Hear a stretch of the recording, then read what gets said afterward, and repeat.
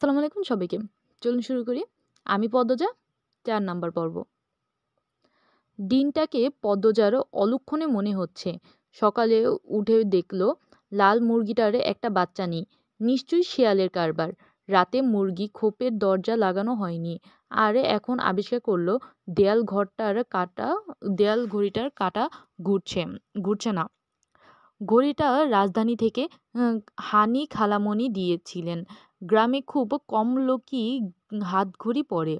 দেয়াল ঘড়ি হাতে গোনা ২-৩ জনের বাড়িতে আছে। পদ্মজা সূর্যের দিকে তাকিয়ে সময়ের আন্দাজ করার চেষ্টা করল। পূর্ণাপেমা দুপুরে খেয়েই ঘুম দিয়েছে। পদ্মজা মায়ের রুমে উকি দিল। হেমলতা মনোযোগ দিয়ে সেলাই মেশিনে কাপড় সেলাই করছেন। আটপাড়ায় একমাত্র হেমলতাই সেলাই কাজ করেন। প্রতিটি ঘরের কারো না কারো পরনে তার সেলাই করা জামা আছেই। লুকিয়ে দেখছিস কেন? ঘরে আয়। হেমলতা কথায় পদ্মজা লজ্জা পেল। না আম্মা, কাজ আছে। পানি দিয়ে যা। হেমলতা জগ বাড়িয়ে দেন। পদ্মজা জগ হাতে নিয়ে বলল, আম্মা, সাদকা কোন মুরগিটা দেব? হেমলতা গতকাল স্বপ্নে দেখেছেন বাড়িতে আগুন লেগেছে। তাই তিনি সদকা দিবেন বলে মনস্থির করেছেন। সকালেই পদ্মজাকে মনের কথা জানালেন। সাদা মোরগটা দিয়ে দিস। মুন্না কি আসছে? না, প্রতিদিন বিকেলবেলা তো পানি নিতে আসে। কিছুক্ষণ পরেই আসবে। হেমলতা আর কথা বাড়ালেন না। পদ্মজা কলপাড় থেকে পানি নিয়ে আসে। আসরের আজানের সাথে সাথে মুন্না আসলো। গ্রামে সচ্ছল পরিবার নেই বললেই চলে। হাতে গোনা কয়েকটা পরিবারে সচ্ছলতা আছে।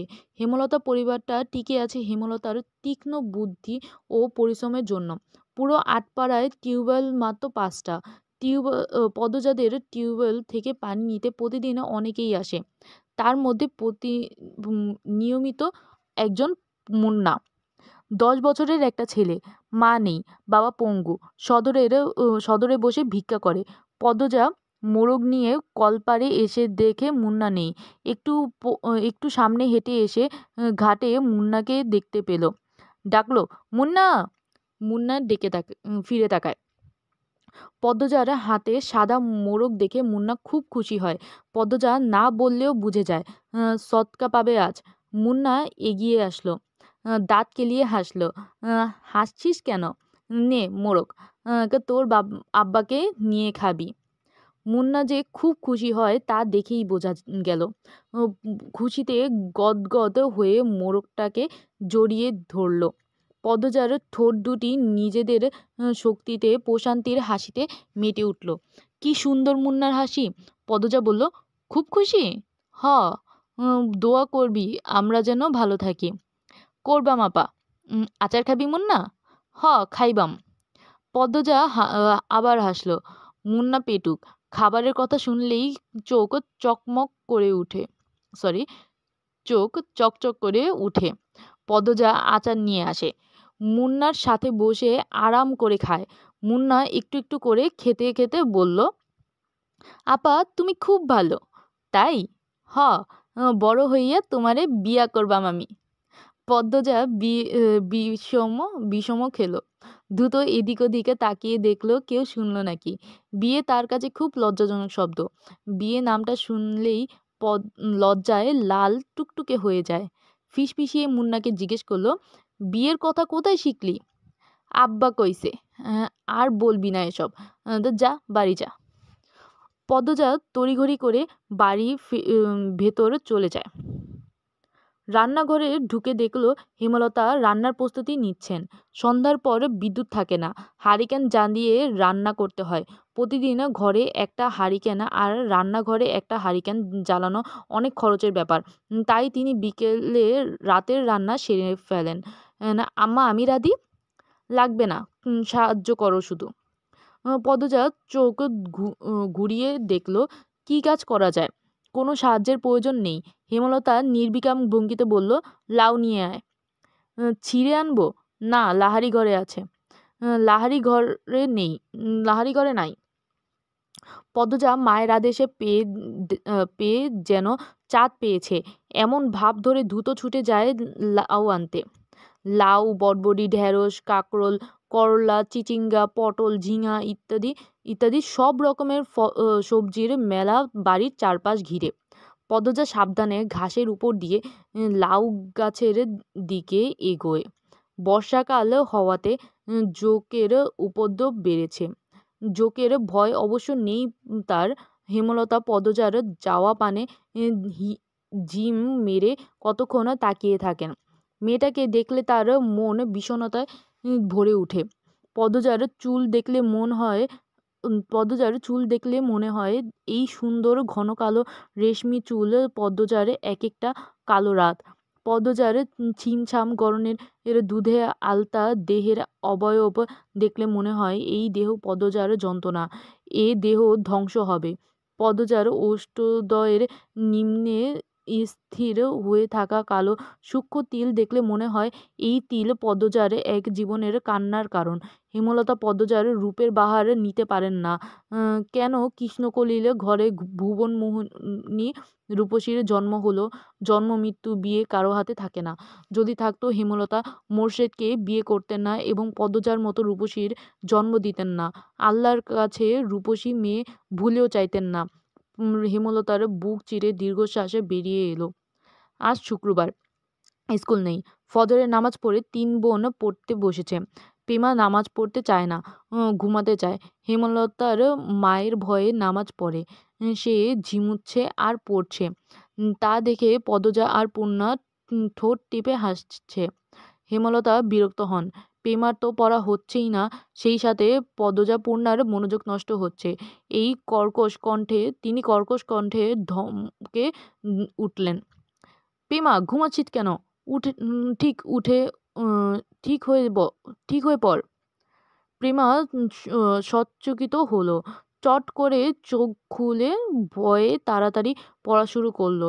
হেমলতা কিছুক্ষণ পর স্বাভাবিক গলায় বললেন, পড়তে হবে না, ঘরে গিয়ে ঘুমা। প্রেমা একটু অবাক হয়, পরেই খুশি হয়ে ছুটে যায় ঘরে।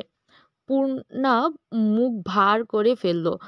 তারও তো পড়তে ইচ্ছে করছে না, কিন্তু মা কখনো তাকে ছাড় দেন না। হয়তো ছোটবেলা ছাড় দিতেন, মনে নেই।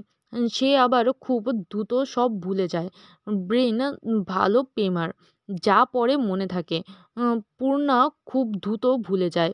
পদজার সব কিছুই স্বাভাবিক, তো শুধু রূপ বাদে। সূর্য ওঠার সাথে সাথে মোর্শেদ বাড়িতে ঢুকেন। হাতে ঝাঁকি জাল আর বড়শি, কাঁধে পাটের ব্যাগ ঝুলানো। ভোরে মাছ ধরতে গিয়েছিলেন। মোর্শেদ বাড়ি ফিরলে পূর্ণা আর প্রেমাও সবচেয়ে বেশি খুশি হয়। মাছ খেতে পারে অনেক। অর্থের জন্য হেমলতা খুব কম মাছ আনেন। মোর্শেদ বাড়িতে যতদিন থাকেন ততদিন মাছের অভাব হয় না। মোর্শেদ বলার পূর্বেই পূর্ণা ও প্রেমা গামলা নিয়ে ছুটে আসে উঠানে। মোর্শেদ কাঁধের ব্যাগ উঠোনে ধরেন গামলার উপর। পুঁটি, ট্যাংরা, পাবদা, চিংড়ি মাছের ছড়াছড়ি। হেমলতা ভারী খুশি হন। পদ্মজা লতা দিয়ে চিংড়ি খেতে খুব পছন্দ করে, আর প্রেমা পূর্ণা পছন্দ করে পাবদা মাছের ভুনা। মেয়েগুলো খুব খুশি হয়েছে মাছ দেখে। তিনি জানেন মোর্শেদ বাড়ি থেকে বের হতেই পদ্মজা ছুটে যাবে বাড়ির পেছনে লতা আনতে। হুনো লতা, তা আমার আম্মারে পাবদা ভুনা কইরা দিবা, সবজি টবজি দিয়া রানবানা। আব্বা আপনি বাড়িতে থাকবেন? নেই, তাহইলে তো প্রতিদিনই মাছ খেতে পারি। মোর্শেদ আর চোখে পদ্মজাকে একবার দেখে তীক্ষ্ণ চোখে হেমলতার দিকে তাকান। এরপর পূর্ণাকে জবাব দিলেন, কোনো রকম অশান্তি না হইলে তো থাকবামি। গামছা নিয়ে তিনি কলপারে চলে যান। পদ্মজার মুখটা ছোট হয়ে যায়। প্রতিবার বাড়ি ছাড়ার পূর্বে মোর্শেদ পদ্মজাকে রাগে কটু কথা শোনান। তখন হেমলতা মোর্শেদকে শাসান, ফলস্বরূপ মোর্শেদ বাড়ি ছাড়েন। মোর্শেদ নাকি বাড়ি ফেরলা কোন দিন? মোর্শেদ গোসল সেরে রোদ পোহাচ্ছেন, সকালের মিষ্টি রোদ। ঘাড় ঘুরিয়ে রশিদ ঘটককে দেখে হাসলেন। আরে মিয়া চাচা, আহেন আহেন, পূর্ণারে চেয়ার আইনা দে। খবর কি? পূর্ণা চেয়ার এনে দিল। রশিদ একদলা থুতু উঠানে ফেলে চেয়ারে বসলেন আরাম করে। প্রেমাকে উঠোনে খেলতে দেখে ফরমাইশ দিলেন, "এই মাইয়া, যা পানি লইয়া আয়। অনেকক্ষণ ধইরা দমডা আটকাইয়া আছে।" প্রেমা পানি নিয়ে আসে। রশিদ পানি খেয়ে মোর্শেদকে বললেন, "খবর তো ভালোই। বাবা সেরিডারে কি বিয়া দিবা না? 2 বছর যাক, পড়তাছে যখন, ম্যাট্রিকটা পাশ করুক। কি কন? মেজোডা না বড়ডা? তোমার বউ তো মরিচের লাহান, কোনো বায়ও রাজি অয় না। তুমি বোঝাওছেন, পাত্র খাঁটি হীরা, বাপ-দাদার জমিদারি আছে।" মোর্শেদ আর চোখে হেমলতা এবং পদ্মজার উপস্থিতি পর্যবেক্ষণ করলেন। নেই তারা। তিনি জানেন পদ্মজার উপরও কোনো রকম জোর জবরদস্তি তিনি করতে পারবেন না। হেমলতা তা হতে দিবেন না। এসব তো আর বাইরের মানুষের সামনে বলা যায় না। মোর্শেদ রশিদ ঘটককে নরম গলায় বললেন, "থাকুক না, পড়ুক। মায়ে যখন চায় সেরি পড়ুক, তাইলে পড়ুক।" রশিদ নিরাশ হলেন। ভেবেছিলেন মোর্শেদ রাজি হবে। তিনি মেয়ের শ্বশুরবাড়িতে ছিলেন। এরপর বড় অসুখে পড়লেন। তাই মোর্শেদ বাড়ি ফিরেছে শুনেও আসতে পারেননি। আজ একটু আরামবোধ হতেই ছুটে এসেছেন অনেক আশা নিয়ে। কিন্তু মোর্শেদের জবানবন্দিতে তিনি আশাহত হলেন। কটমটে গলায় বললেন, "যুবতী ঘরে রাহন ভালা না। যখন বংশে কালি পড়ব তখন বুঝবা। হুনো মোর্শেদ, এই বয়সী মাইয়াদের স্বভাব চরিত্র বেশিদিন ভালো থাহে না। পাপ কাম এদের চারপাশে ঘুরঘুর করে। বেলা থাকতেই জামাই ধইরা দেওন দেওন লাগে। বুঝছনি? তোমার বউরে বোঝাও।" রশিদ পাত্রের অনেক প্রশংসা করলেন। জমিজমা, বাড়িঘর সবকিছুর বাড়াবাড়ি রকমের বর্ণনা দিলেন। ফলে মোর্শেদের মস্তিষ্ক কাজ করা শুরু করলো। রশিদ ঘটক যেতেই তিনি হেমলতার পাশে গিয়ে বসেন। ইনিয়ে বিনিয়ে পদ্মজার বিয়ের কথা তুলেন। হেমলতা সাফ নাকচ করে দেন। তিনি শান্ত কণ্ঠে বুঝিয়ে দেন পদজার বিয়ে তিনি দিচ্ছেন না, আর মোর্শেদকে পদজার ব্যাপারে নাক গলাতে না করেছেন। শেষ কথাটা বেশ কঠিন করেই বলেন, "আগে বাপ হও, পরে বাপের কাজ করতে আসবা।" মোর্শেদের তিরিক্ষি মেজাজ। তিনি রান্নাঘর ছেড়ে বেরিয়ে পড়েন। রগে রগে রাগ টগবগ করছে। পদজাকে বারান্দায় দেখে তিনি ঝাঁঝালো কণ্ঠে বললেন, "সেরি যখন রূপ দিয়া হইব, তখন আমার ঠ্যাঙ্গাও পাইবা না। এই সেরি মজা বুঝাইব।"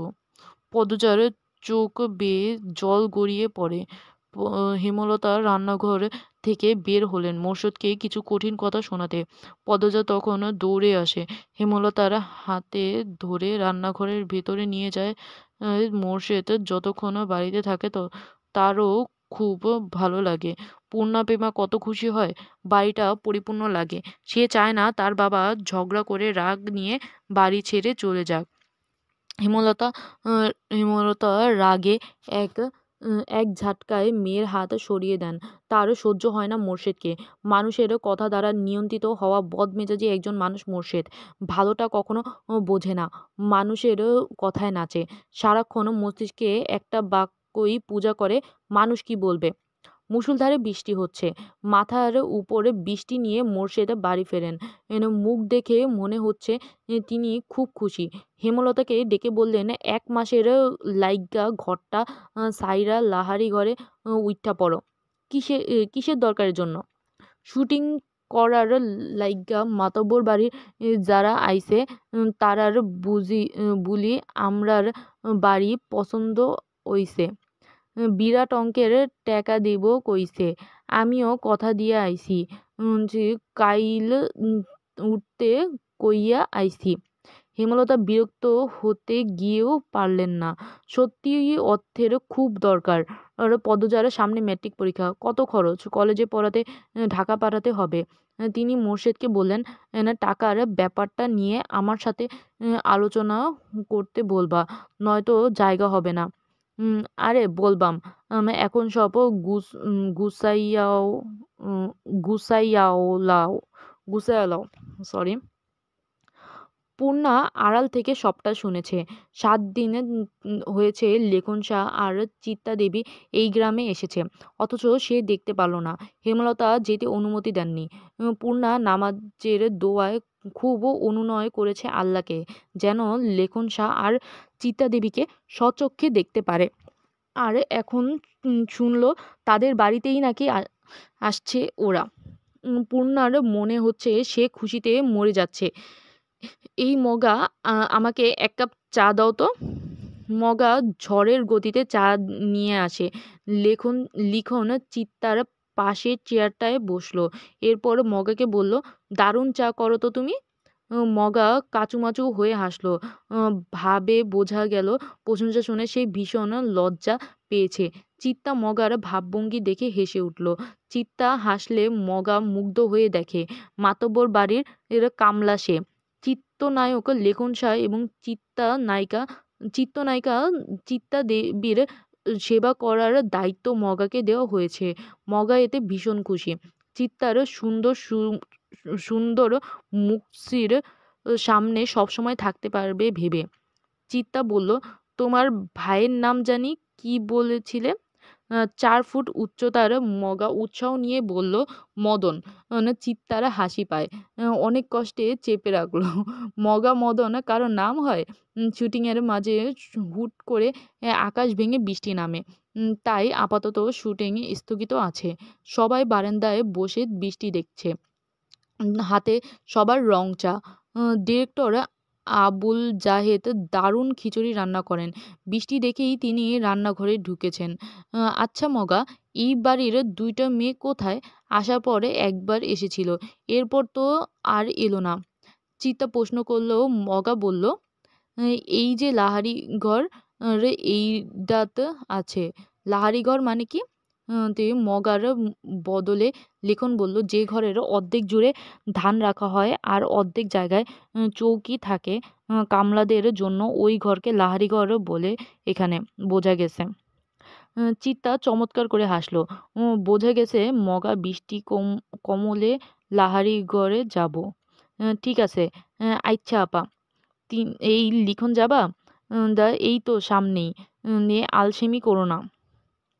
মগা হৈ হৈ করে উঠল, না না, বেডা লইয়া যাওন যাইত না, বাড়ির মালিকের মানা আছে। লিখন মগার না করার ভাব দেখে ভীষণ অবাক হলো। চিত্তা প্রশ্ন করলো, মানা কেন? বাড়ির বড় সেরিডারে তো আপনারা দেখেন নাই, আগুন সুন্দরী। এই লিখন ভাইয়ের লাহান বিলাই চোখা। সেরিডারে স্কুল ছাড়া আর কোনো আনে যাইতে দেয় না। বাড়ি দেবার আগে কইয়া রাখছে লাহারি ঘরে বেড়া মানুষ না যাইতে। এই সেরি লইয়া বহুতা কিচ্ছা আছে। যে চিত্তা বেশ কৌতূহল বোধ করল। লিখন তীক্ষ্ণ ঘোলা চোখে লাহারি ঘরের দিকে তাকালো। ১.৫ দিন হলো এখানে এসেছে। উঠানের শেষ মাথায় থাকা লাহারি ঘরটা একবারও মনোযোগ দিয়ে দেখা হয়নি। সামনের ঘরটা বন্ধ। ২টো ছোট মেয়ে এসেছিল ঘরটার ডান পাশ দিয়ে। ঘরটার ডানে বামে পেছনে গাছপালা। বাড়িটা পুরনো হলেও দারুণ। তবে এক মুহূর্তে তার অন্য কিছুর প্রতি তীব্র কৌতূহল কাজ করছে। সবাইকে ধন্যবাদ। আসসালামু আলাইকুম।